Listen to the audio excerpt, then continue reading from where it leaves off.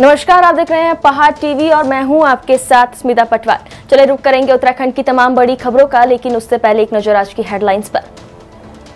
UK paper leak मामले में 10 आरोपों के खिलाफ कोर्ट में चार्जशीट दाखिल, हाकम पर लगा गैंगस्टर एक्ट।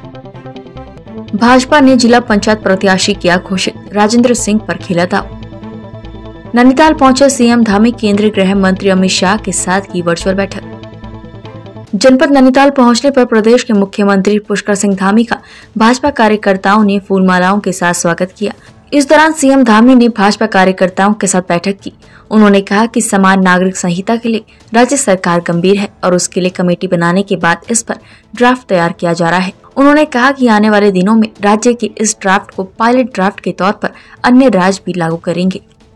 देश के अंदर माननीय प्रधानमंत्री का जो विजन है, प्राकृतिक कृषि और डिजिटल फार्मिंग, डिजिटल कृषि दोनों ही जो है बढ़नी चाहिए, दोनों का तेजी से विस्तार होना चाहिए और सभी राज्यों के स्तर पर, जिससे कि जो है कृषि को बढ़ाने में और कृषि का जो अभी तक आयात होता था, अब आयात धीरे धीरे निर्यात में बदलने का काम होगा।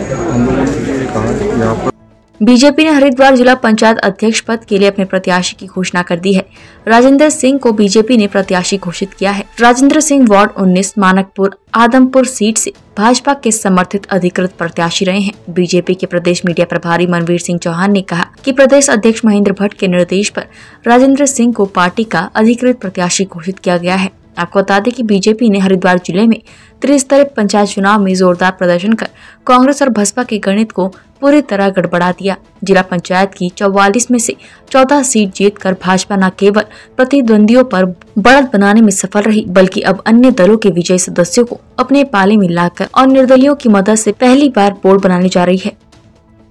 हरिद्वार के जिलाधिकारी विनय शंकर पांडे लालडांग गांव पहुंचे। बस हादसे के मृतकों से मुलाकात कर डीएम ने पीड़ित परिवार को हर संभव मदद देने का आश्वासन दिया और कहा कि परिवार की आजीविका चलाने में कोई परेशानी नहीं आएगी, इसके लिए प्रशासन पूरी मदद करेगा। आपको बता दें कि बस हादसे में लालडांग और आसपास के क्षेत्र के 16 लोगों की मौत हुई है। कुछ लोगों के शव उनके घर पहुँच चुके हैं और कल चंडी घाट पर उनका अंतिम संस्कार किया गया। कि ये जो घटना हुई है इसको शब्दों में बयान करना बड़ा मुश्किल है। एक परिवार जो अपने वैवाहिक कार्यक्रम जैसे खुशी के कार्यक्रम में शामिल होने जा रहा है और अचानक इतनी बड़ी विपदा आ जाए, और जैसा कि पता लगा है करीब 15-16 लोगों की डेथ इसी गांव से हुई है। तो मैं समझता हूं कि इससे दुखद और विपदाग्रस्त कोई बात हो नहीं सकती। और जिसकी यहाँ शादी थी उनकी माताजी से और उस लड़के से मैंने मुलाकात की जिसके बड़े भाई की भी डेथ इसमें हो गई, और बड़ा गमगीन और दुखद माहौल है और काफ़ी गरीब परिवार है, ये मैंने खुद देखा है। और ये मानकर चलिए कि एज ए जिलाधिकारी मैं आश्वस्त मैंने इनके परिवार को भी किया है कि इनको किसी तरह की कोई दिक्कत नहीं आने देंगे। और इनकी मैंने शैक्षणिक योग्यता वगैरह ये भी पूछी है। अभी ये माहौल नहीं है कि इनसे हम कुछ और बात करें। मैंने इनसे कहा है कि आप जो भी अंतिम संस्कार और जो भी रिचुअल्स होते हैं उसको पूरा करके 5-6 दिन में थोड़ा सा नॉर्मल हो जाएं, तो इनको मैं कलेक्ट्रेट बुलाऊंगा। और ये मैं आश्वस्त कर रहा हूं कि घर की रोजी रोटी अच्छे ढंग से चलेगी।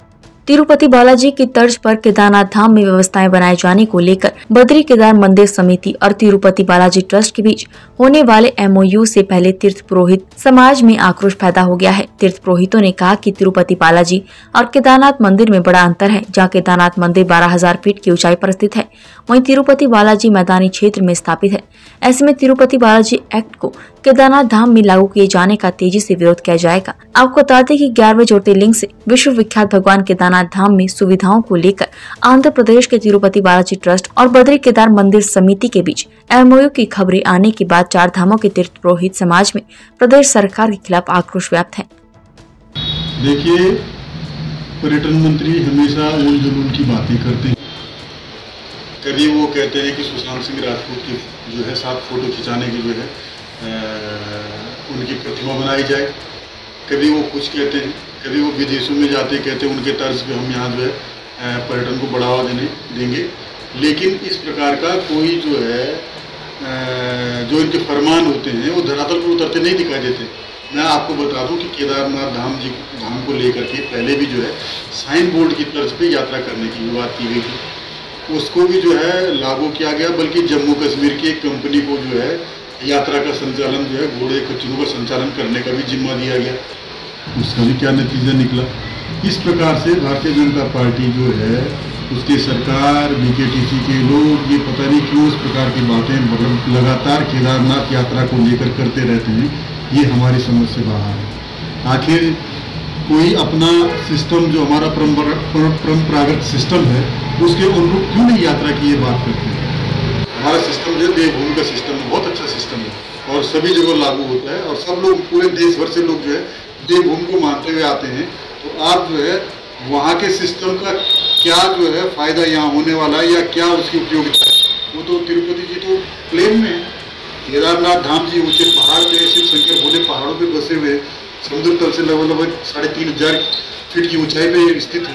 आप वहाँ पे कैसे इस प्रकार की बातें करते हैं कि हम ये कर देंगे, हम वो कर देंगे, और जब उसको धरातल पर इम्प्लीमेंट करने की बात आती तो शून्य, उसका हासिल कुछ नहीं मिलता है। इसलिए सरकार इस प्रकार से गुमराह न करे, तमाम तीर्थ पुरोहितों के साथ बैठक करे, वहाँ के पंडा समाज के साथ बैठक करे और देखे कि क्या इसमें कुछ अमेंडमेंट हो सकता है। अगर अमेंडमेंट नहीं हो सकता तो आप जबरदस्ती की जो है व्यवस्थाओं को केदारनाथ में थोपने की कोई आवश्यकता सरकार को नहीं है। और बहुत अच्छी यात्रा जो है लोकल लेवल पे लोग चलाते हैं, हमारे तीर्थ पुरोहित चलाते हैं, उनके जो है हिसाब से ही वहाँ पे जो बात होनी चाहिए। ओम नमः शिवाय, जय श्री केदारनाथ। पेपर समाचारों के माध्यम से और मीडिया के माध्यम से ये समाचार प्राप्त हो रहे हैं कि तिरुपति बालाजी का जो मंदिर है उसके एक्ट का कॉपी करके केदारनाथ में लाया जाएगा और उसी के तर्ज पर केदारनाथ का जो मंदिर है, केदारनाथ की जो व्यवस्थाएं हैं वो चलेगी। इन लोगों को मेरी समझ में ये बात नहीं आती है, थोड़ा बहुत ज्ञान होना चाहिए। तिरुपति और केदारनाथ में बहुत ज़्यादा अंतर है, जमीन आसमान का अंतर है। तिरुपति का एक्ट केदारनाथ से बिल्कुल भी मेल नहीं खाएगा और ना ही हम लोग जो है इसको होने देंगे। इसका हम लोग देवस्थानम जैसा ही विरोध करेंगे। देखिए, केदारनाथ में दूसरी व्यवस्थाओं पे जहाँ ध्यान देना चाहिए सरकार को, वहाँ बिल्कुल भी सरकार का ध्यान नहीं है। इतने बड़े ग्लेशियर केदारनाथ में आ रहे हैं, उसके पूरे केदारनाथ पूरे खतरे की उसमें है और उस पर सरकार का कहीं भी बिल्कुल ध्यान नहीं है। और तिरुपति एक्ट, देवस्थानम और कहीं सारी चीज़ सरकार ऐसे लेकर के आ रही है जो यहाँ विनाशकारी है लेकिन विकासकारी नहीं है। हम इसका पूरे तीर्थ पुरोहित बहुत विरोध करेंगे और जोरदार विरोध करेंगे। ओम नमः शिवाय, जय श्री केदार। बीती 4 अक्टूबर की देर शाम लालडांग से बीरोखाल के कांडा तल्ला गांव जा रही बारातियों से भरी बस सिमड़ी के पास खाई में गिर गई थी। इस दर्दनाक हादसे में अभी तक 33 लोगों की मौत हो गई है, जबकि कई घायलों को अस्पताल में भर्ती कराया गया है। यह हादसा बेहद भयावह था। वहीं बस हादसे का शिकार हुए लोगों के शव हरिद्वार के चंडी घाट पहुँच गए हैं, जहाँ रोते बिलखते परिजन अपनों को खोने से बेसुध दिखाई दे रहे हैं। परिजनों की सरकार से मांग है कि जिसके परिवार में कमाने वाले की मौत हुई है उस परिवार को रोजगार और मुआवजा दिया जाए। हादसे में मारे गए लोगों के परिजन जहां एक और दुर्घटना स्थल पर एसडीआरएफ के देरी से पहुंचने की बात कह रहे हैं, तो वहीं पहाड़ों की खस्ताहाल सड़कों को जिम्मेदार मान रहे हैं। जनपद उधम सिंह नगर के किच्छा कोतवाली क्षेत्र अंतर्गत प्रयाग पार में एक शव मिलने से हड़कंप मच गया। शव मिलने की सूचना मिलने पर कोतवाली पुलिस कोतवाल धीरेन्द्र कुमार सिंह के नेतृत्व में मौके पर पहुंची और शव की शिनाख्त शुरू कर दी गई।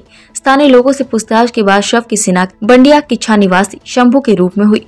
पुलिस ने शव का पंचनामा भरकर पोस्टमार्टम के लिए भेज दिया है। वहीं मृतक शंभू के शरीर पर चोट के निशान मिलने पर पुलिस ने सभी एंगल से जांच शुरू कर दी है। रात से कल आया था मैं ढूंढने के लिए यहाँ पे, तो कल तो पता नहीं चला, आज आया सुबह तो पता चला यार। करीब आपको कोई तहरीर वहरीर दी गई? तहरीर नहीं, खाली वहाँ पे खाली थाने पे एक बार देखने गए थे हम। वहाँ कहीं ऐसे ना पकड़ के भी ले आते हैं, नशा तो रहता ही है उससे। तो हम आप ये पता करके आए, मम्मी को भेजा था वहाँ पे। कब से गायब थे?